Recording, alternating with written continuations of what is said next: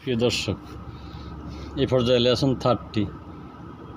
সুপ্রিয় শ্রোতাভাইদের সমীপে আপনাদের সহজভাবে বুঝে আসার জন্য আমি সাহায্যকারী বা অক্সিলারি ভার্বগুলির ব্যবহার বিধি যথাস্থানে সঠিকভাবে ব্যবহার সহজ করে দিচ্ছি। যেমন ক্ষেত্রবিশেষ আই এর সাথে এম বসে প্রেজেন্ট কন্টিনিউয়াস টেন্সের ক্ষেত্রে, ইউ এর সাথে আর বসে প্রেজেন্ট কন্টিনিউয়াস টেন্সের ক্ষেত্রে, হি অথবা সি বা কোনো নাম রহিম, করিম ইত্যাদির সাথে ইজ বসে প্রেজেন্ট কন্টিনিউয়াস টেন্সের ক্ষেত্রে।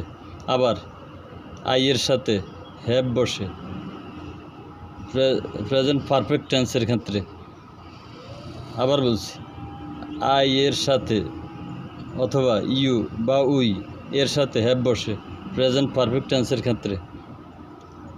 3 নম্বরে, হি অথবা নাম রহিম, করিম যেটি হোক তার সাথে হ্যাজ বসে প্রেজেন্ট পারফেক্ট টেন্সের ক্ষেত্রে। আবার বলছি, আই এর সাথে হ্যাভ বসে প্রেজেন্ট পারফেক্ট টেন্সের ক্ষেত্রে, ইউ উই এর সাথে হ্যাভ বসে প্রেজেন্ট পারফেক্ট টেন্সের ক্ষেত্রে। আবার হি রহিম, করিম বা যে কোনো নামের সাথে হইলে হ্যাজ বসে প্রেজেন্ট পারফেক্ট টেন্সের ক্ষেত্রে। সুপ্রিয় দর্শক, আপনারা ভালো করে বুঝবেন, বুঝে শুনে পড়বেন। আসসালামু আলাইকুম, ধন্যবাদ।